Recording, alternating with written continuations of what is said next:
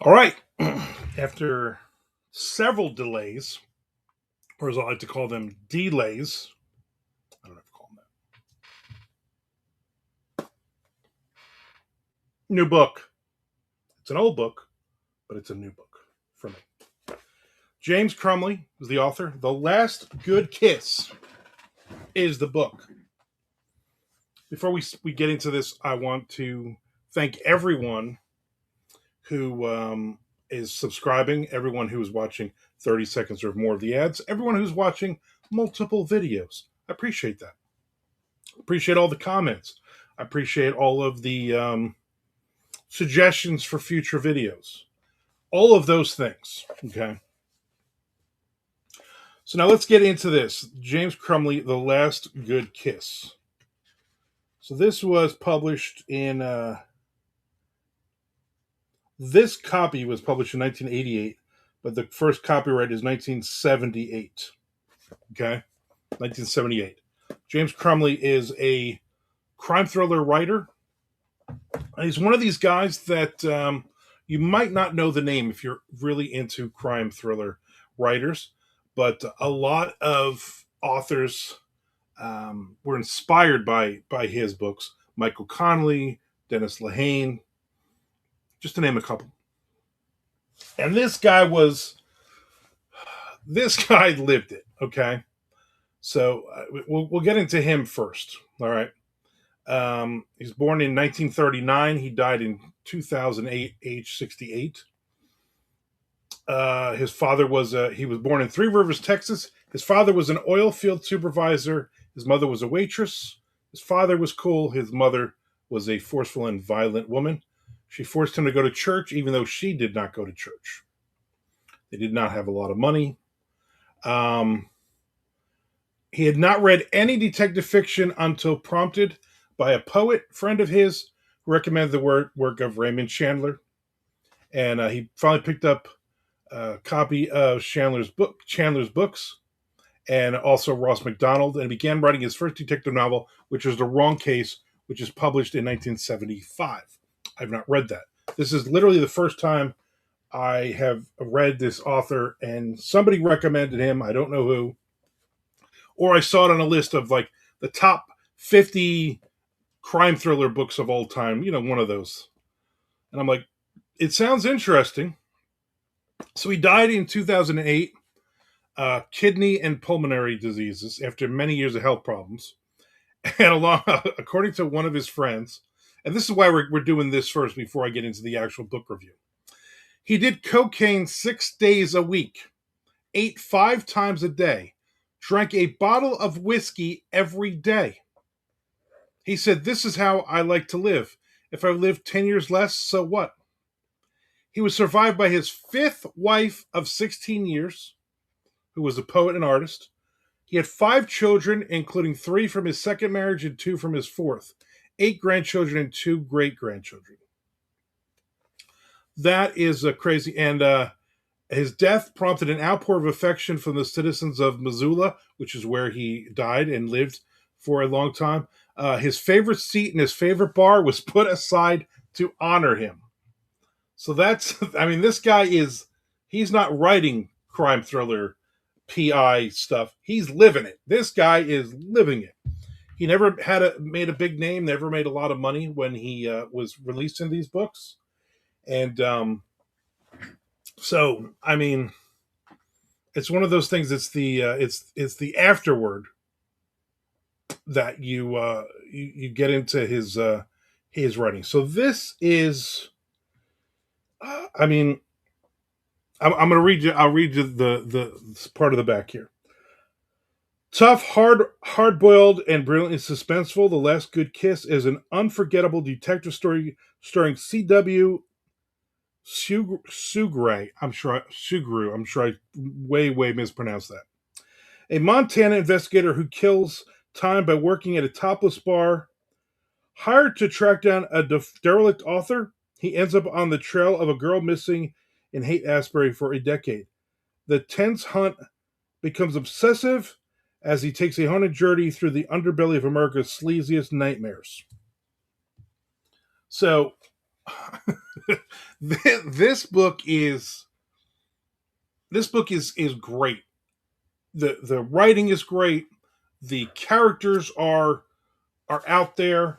Our main PICW. He is an alcoholic. Freely does drugs. He drinks and drives like all the time. Um, the author that he's sent to find is also just a mindless drunk. Um, I don't want to give away anything of the plot. I'm not going to give away spoilers. I'm just saying it's like a buddy road trip, buddies who are alcoholics and are seconds away from punching each other and killing the other person, kind of thing.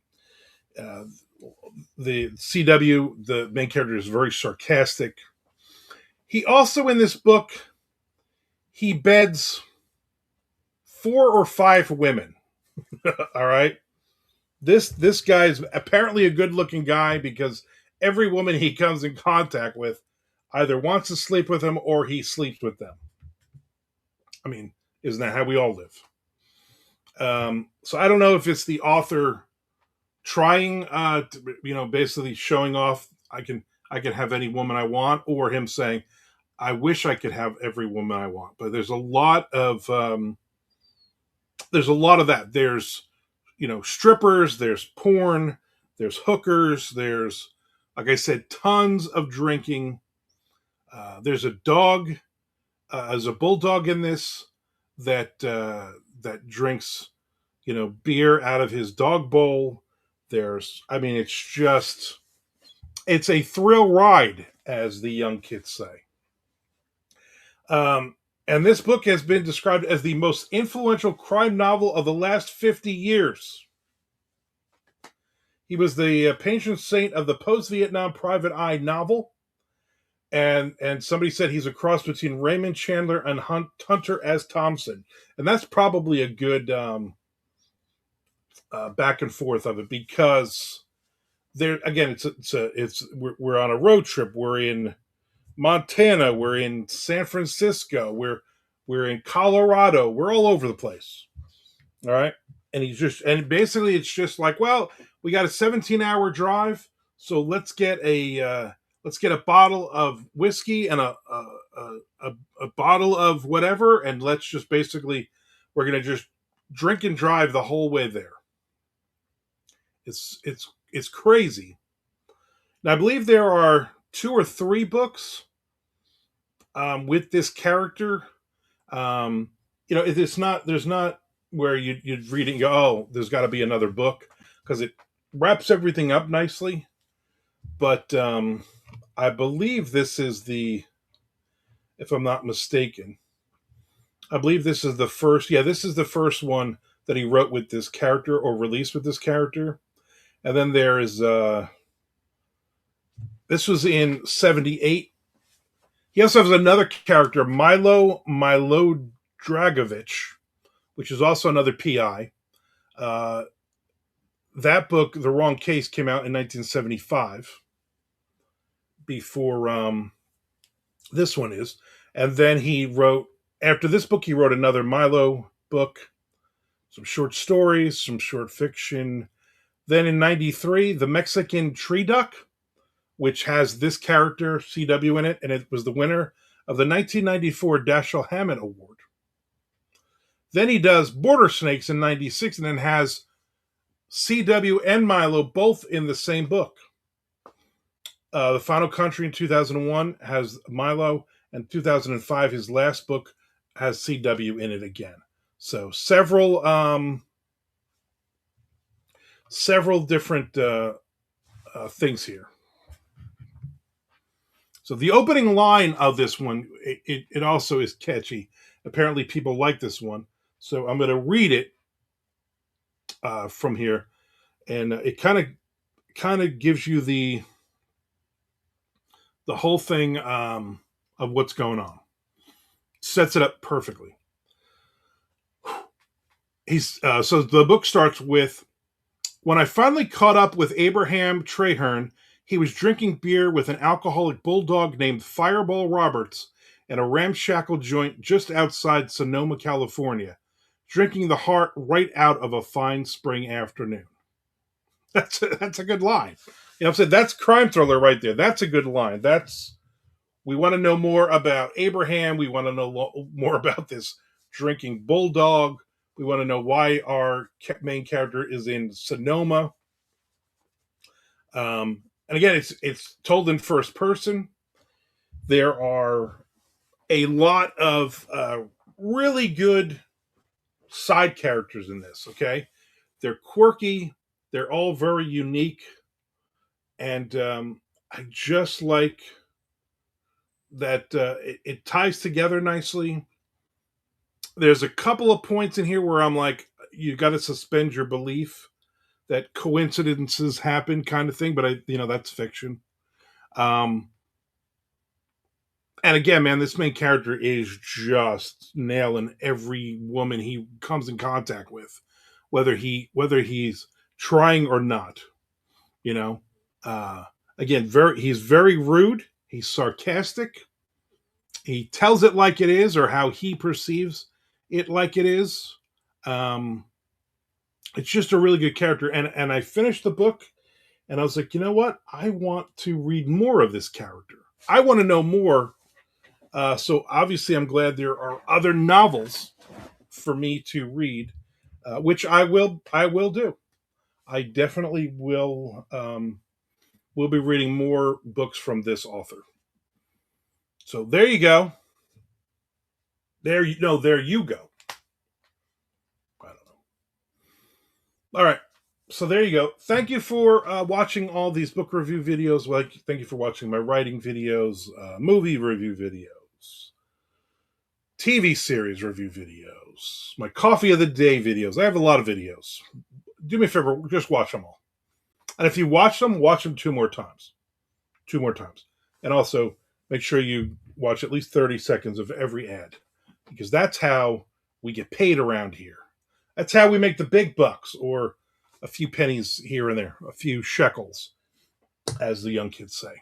All right, so there you go. The Last Good Kiss, James Crumley. And there will definitely be more book reviews for this author coming up in the future. If you've read this book, let me know. If you've never heard of this book, let me know. But this is the classic that hardly anybody knows about. We know about Raymond Chandler. We know all the big names in crime thrillers. But this is the guy that I really like this. I really like this book. It's a good one. So that being said, no, cat, you cannot come up here. That being said, thank you for watching. And I don't think any of his books were ever made into movies either, which is weird. You figured, I'm like, oh, there's got to be something was released. No, he dabbled in movies. He wrote